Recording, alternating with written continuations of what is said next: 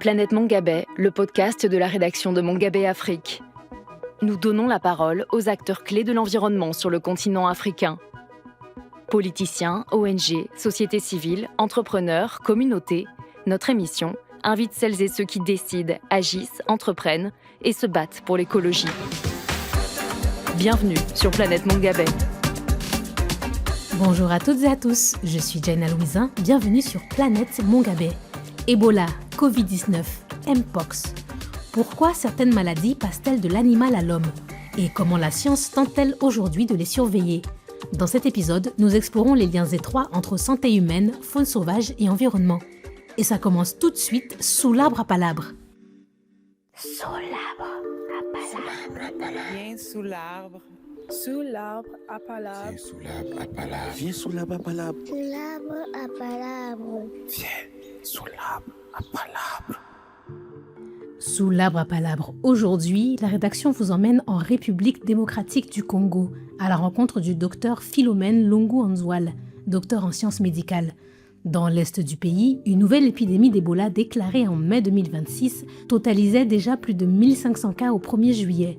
Pour mieux comprendre les spécificités de cette nouvelle épidémie, nous lui avons demandé comment expliquer sa réapparition, quels défis la maladie pose aux équipes sanitaires, comment s'organise la riposte sur le terrain, et ce que cette épidémie nous apprend sur les liens entre santé humaine et environnement. On écoute son interview au micro de Didier Macal et Saïb Kabila. Bonjour professeur. Bonjour. Alors, une première question. Une nouvelle crise d'Ebola en Afrique centrale et de l'Est. Que nous apprend cette épidémie par rapport aux précédentes? Bon, il faut noter que l'épidémie d'Ebola à Béni a sévi de 2018 à 2020. Et c'était dans une zone d'instabilité sécuritaire, mais les personnels de santé étaient accompagnés et sécurisés. La population était bien sensibilisée par rapport au mode de contamination, par rapport aux symptômes de la maladie et même à la gestion de deuil et de l'enterrement. Mais aujourd'hui, avec l'épidémie à Ituri, on constate que apparemment les choses se passent dans une zone où la population n'est pas suffisamment sensibilisée ou très peu sensibilisée. Pourquoi? Parce que on voit la population qui s'en prend, n'est-ce pas, aux agents de santé pour les empêcher d'assurer dignement les enterrements des personnes décédées d'Ebola. Et ça prouve à suffisance que la population n'a pas suffisamment d'informations sur le danger en rapport avec la propagation de la maladie. C'est tout simplement le manque d'informations. Les zones touchées en RDC ou en Ouganda sont proches des forêts. Le paysage forestier joue-t-il un rôle particulier dans la survenue de l'épidémie d'Ebola? Oui, bien sûr. Les réservoirs naturels du virus vivent dans la forêt. Et en ce qui concerne le virus Ebola, ce sont des chauves-souris frugivores, donc les chauves-souris qui se nourrissent des fruits. Et ces chauves-souris-là contaminent facilement les bêtes sauvages. Et le virus Ebola, vous devez savoir que c'est une zoonose. Ça se transmet de l'animal à l'homme. Alors souvent, les personnes qui fréquentent la forêt, comme les chasseurs, les agriculteurs, les orpailleurs, et ce sont des personnes qui sont susceptibles de se contaminer facilement par le virus Ebola. Surtout les chasseurs. Si les chasseurs abattent par exemple un animal infecté, ou ils ramassent un animal qu'il a trouvé mort dans la forêt, c'est en dépeçant cet animal-là que la personne va se contaminer à travers le sang de l'animal. La viande de brousse semble dangereuse pour la santé, mais elle fait partie des modes d'alimentation en RDC. Faut-il l'interdire? Interdire la viande, là, c'est difficile. Imaginez les gens qui vivent dans la forêt. Leur repas principal, c'est la viande. Le mal est qu'ils ramassent l'animal trouvé mort. Ça, il faut interdire. Ici, par exemple, ils abattent un animal qui n'est pas en bonne santé. Ils doivent l'enterrer. Ils doivent même pas oser le toucher. C'est vraiment très difficile, mais il faut donner l'information, sensibiliser la population en rapport avec la viande de brousse, là, leur dire que c'est à la base de beaucoup de maladies virales. Comment la protection des forêts pourrait permettre de jouer un rôle dans la lutte contre Ebola? Je pense que d'abord, il faut bien gérer, n'est-ce pas, la forêt et développer une gouvernance aussi appropriée. Par exemple, on doit assurer une bonne préservation de la faune et de la flore. Vous ne devez pas essayer de détruire, de dévaster la forêt. Vous allez les dévaster en désordre. Mais vous pouvez faire déplacer les réservoirs qui vivaient là-bas et il va se retrouver peut-être dans le village parce que vous avez dévasté son lieu habituel, naturel. Et en plus, l'homme ne doit pas devenir prédateur des animaux pour exterminer les animaux aussi. Quand vous allez tout le temps chasser, et puis vous allez exterminer les animaux et c'est en essayant aussi de tuer beaucoup, d'abattre beaucoup d'animaux, vous allez abattre aussi ceux qui sont malades. Donc tout doit être bien géré. Face à la propagation du virus, la République démocratique du Congo, où se situe l'épicentre de l'épidémie, a appelé à limiter les déplacements dans certaines zones touchées. Dans les provinces du Nord Kivu et de l'Ituri, dans l'est du pays, où la situation sécuritaire reste fragile, ces mesures inquiètent les producteurs de café et de cacao. En cause, des difficultés d'accès aux plantations, une hausse des coûts de transport et un ralentissement des échanges commerciaux qui risquent d'impacter leurs récoltes et leurs revenus. Écoutez ce reportage de Didier Macal et Trésor Waitsomaya avec la voix de Julia Moketo.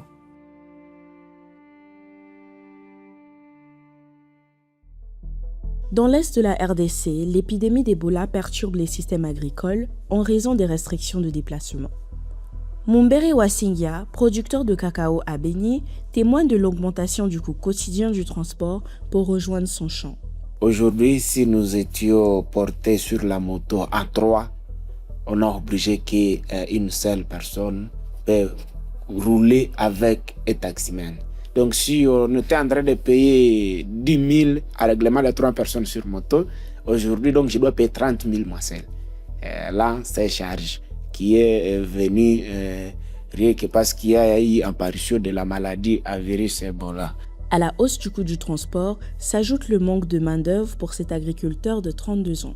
Comme nous enlevons la plupart de nos ouvriers dans les hautes terres, aujourd'hui ils ont peur de revenir travailler tout en craignant cette maladie en virus Ebola. Ils ont beaucoup de crainte de venir travailler encore avec nous. Alors ça impacte. Allez, vous imaginez, vous avez une concession de 30 hectares. Vous n'avez même pas 10 personnes qui supportent travailler pendant cette période rouge. Des difficultés économiques qui s'exportent au-delà des champs dans cette région frontalière. C'est à l'Ouganda où nous vendons. Tous les acheteurs qui nous arrivent partent va revendre vers l'Ouganda.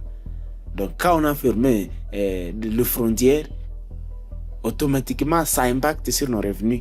Dans cette région déjà fragilisée par l'insécurité, Jean-Pierre Villiviré, lui aussi cacaoculteur, compte sur les mesures sanitaires pour reprendre une activité rentable le plus tôt possible. La solution serait que l'OPIS nous aide à faire le plus vite possible pour bloquer la propagation de cette maladie.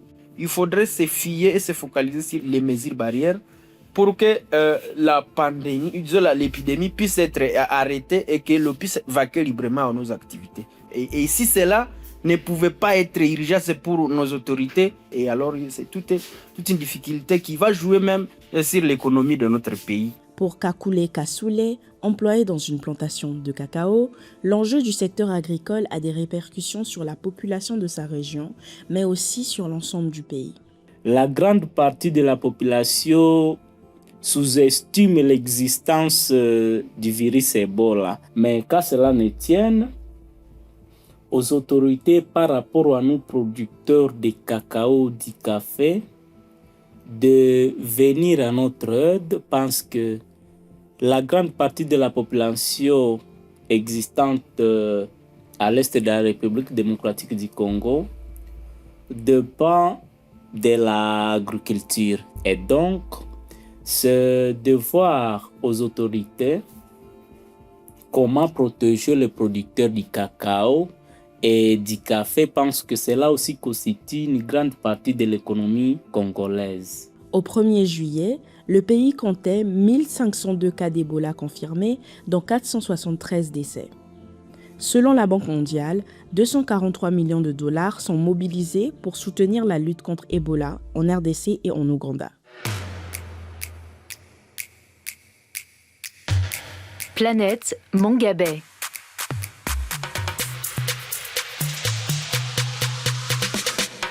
Et maintenant, place au pitch. Dans chaque épisode, nous vous invitons à nous présenter une idée ou une solution en moins d'1 minute. Départ pour le Congo-Brazzaville, où des chercheurs explorent une piste inattendue pour mieux prévenir les zoonoses, ces maladies qui se transmettent de l'animal à l'homme, comme Ebola. Leurs alliés, les fourmis légionnaires. Les explications de notre journaliste Elodie Toto. À cause de la déforestation, les animaux sauvages ont de moins en moins d'espace et se retrouvent de plus en plus en contact avec l'être humain. L'occasion d'échanger quelques virus, et pas des moindres. Alors comment les éviter ? Un groupe de chercheurs a eu une idée. Analyser les fourmis légionnaires. Ces fourmis mangeuses de chair gardent en mémoire dans leur ADN l'ADN des victimes qu'elles ont consommées.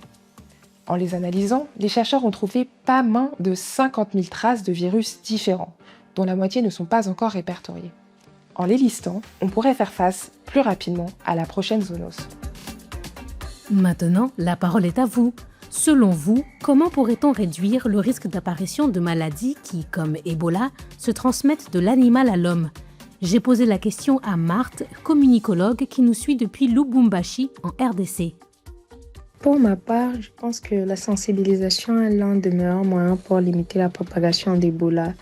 Je remarque que beaucoup de personnes ne sont pas suffisamment informées des risques liés à la consommation de viande d'animaux sauvages, surtout lorsque les animaux meurent et on ignore complètement la cause du décès. Et je pense que cela peut représenter un danger véritable et un risque pour la santé de toute la population. À mon avis, les autorités sanitaires devraient renforcer les campagnes de sensibilisation pour informer la population sur le comportement à adopter pour prévenir cette maladie et limiter sa propagation. Et je pense également que les chasseurs devraient être parmi les premières personnes à être sensibilisés, car ce sont eux qui sont en contact direct avec les animaux sauvages. Et il serait important qu'ils sachent reconnaître les situations à risque et qu'ils évitent de manipuler ou de ramener les animaux retrouvés morts ou malades. En renforçant la sensibilisation, nous pourrions réduire considérablement le risque de propagation d'Ebola et mieux protéger toute la population.